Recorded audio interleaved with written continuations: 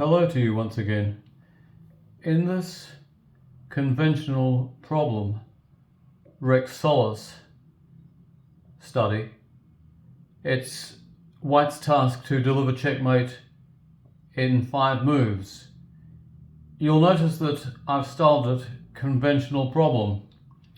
Well, for those viewers who have previously seen my video, the chess conventional problem versus retrograde analysis, a reappraisal by me, I started to think about this problem that perhaps it might lend itself to retrograde analysis. So what we have here is, I'm going to split this into 2, but all in one video. The first section of this video will consist of solving this problem in front of us. And then what we're going to do is we're going to try and figure out what was Black's last move and what was White's last move. And to look at this position, it doesn't look by any means an easy task. So no, I didn't deliberately construct this as a retrograde analysis. I constructed it as a conventional problem and I solved it.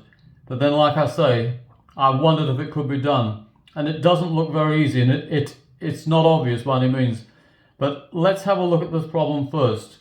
What is going on in this Solus problem? Well, the first thing to note is that should White move his king to any of these squares, it is stalemate if you just take a look here, because this rook controls the b-line. Also, when this king is on any of these, like here for instance, it's still stalemate because White is controlling b7, Black's only flat square. Equally, should this king move to here, it is to be noted that White is self-blocking. He needs that square for something else, and that will be made clear as we move forward in this video. So, with all of that said, White cannot afford to move his king. He should just leave it exactly where it is. These pawns also are not to be moved, any of them. There's a clue there. This part of the board here, right over onto the king side, is blocked, so White's rook evidently cannot make any progress down there. It has to access the field of play this way. There's another clue. A final clue in this is, of course, when Black plays here, what must be noted is he's threatening the knight. Now, if the knight should move, the bishop will fall, and there's just no way that we can defend that knight. So, with all of that in mind, what is White's key move here? What does he do? Of course, if he moves the knight, the bishop would fall at once, so he cannot afford to move that knight.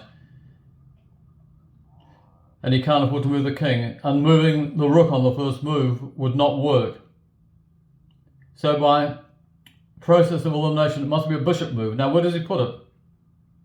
Well, if you notice, the king here, as well as threatening this, he's threatening to get away. So we want to cover c7. So the key move is to play here. Bishop b6. Now, Black has another flight square now, doesn't he? Now, let's just watch what happens when he chooses this one over this. What would you say we should do here? Well, what we need to do is we need to play knight d6, and with this move we are closing him right into that corner. He has no flight squares now other than to go back from whence he came. So that's what he does. So what do we do now? Do we move the rook? Not just yet. Not in this variation we don't. Can you see what we do? Well, we've stopped him going to c7. We now need to stop him going back here. So yes, we play here. And just look at that. In the space of 3 moves, we've really pinned him down, haven't we? He has to go here. Now what do we play? Now if you recall, I said that this king, by moving here, would self-block, because our next move, our 4th move, is to here. That's why we shouldn't move the king to b4. And what does Black have? Well, he must shuffle back, and then that is checkmate. No doubt about that. Let's just put this back for a moment, and we have a very interesting twist in the chain of events here. Now, bishop b6 is the key move. Supposing instead of going to the new flight square created with this bishop moving away, he goes back to his original flight square. Now then, how do we approach this? Is there a difference? Is there a difference in white's second move? Well, no, there isn't. We still play here. What would you say is going to be different here? Well, the difference this time is that there's a transposition of moves. Instead of being on B7, he's on B8. Or rather, instead of being on A8, he's on B8. Because if you recall, he went to B8, and then we brought the knight here, and he had to go to the A line, whereas here, he can go back to the other flight square. That's the difference. Now, clearly here, if we play this, he'll just take the bishop off. So what do we do here? Just take a good look at that. There's a subtle difference here. Like I say, it's a transposition of moves. Well, congrats to those who've seen it. It's the waiting move of rook b4. So what are we doing here? Well, we're forcing him, effectively, to go here. So what do we play now? We don't play the rook immediately to the A line. We go here. And what does he do? Well, now you notice he has to come here. And then we go here, and that's checkmate. And what is the difference between this position and at the end of the original variation? Well, the difference is that in the other variation, the king was on A8. Here, it's on A7. So it's a direct transposition of moves. And that is a very interesting conventional problem. Now, let's just take it back and go back to the original position. Now, I did say at the beginning we're going to conduct some retrograde analysis. So what was black's last move? And what was white's last move? That is the starting position of this conventional problem. Well, clearly, black's last move must have been from here to here. So that is his last move. So that's pretty straightforward. But what was white's last move? Well, we need another piece, don't we? Can you see it? Well, congratulations again. It is in fact here. Now, if you notice in this position, the knights cover each other. However, black is threatening to get away, isn't he? And we have to stop him. So what do we do here? Well, we play this knight to A8. That's white's last move. And black's last move? To there. Now, that's our original problem. We're not interested in that in this. We're interested in an alternative move for black.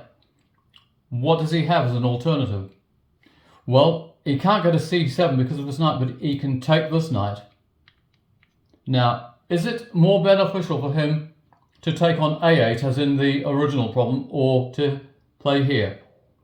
Well, it's a mate in 5, isn't it? Yeah, so black is lasting much longer, he believes, if he takes this knight. This is why he didn't take this. So we're looking for a mate in 4 moves in this. Can we do it? Can we do it? This is the question. What's white's first move in this, given that this is in place of king A8? So now it's a new conventional problem, if you like. Well, it's this move, and you're pinning him down. He only has 1 square. He must go to here. So what do we do now? It looks as though he's going to get away. I mean, if we check him on the back rank, he'll go to E7, won't he? So what do we do? Well, this time we don't play to B6, we play to C5. We're cutting him out on E7 and F8. So what does he do? Well, whether he goes here, which would be a mistake, but then again, going here is equally a mistake. Now, it looks as though he's getting away, so what do we do? If we play rook b8, it's king f7. So what we do, we play a waiting move. And as can be seen, if he'd played here, it would be exactly the same. He would have to go back to here, back to here. And then can you see what we do? Yes, we now checkmate him on a8, and this bishop has done an admirable job, and the rook, delaying proceedings, has finished black off. I do hope you enjoyed that one. I wanted to show that it is possible, and I'm giving you God's truth on this one. I composed it as a conventional problem, and then I played around with it. And it's amazing what you can do with a little bit of ingenuity. Just let's put it back for a moment to the original position.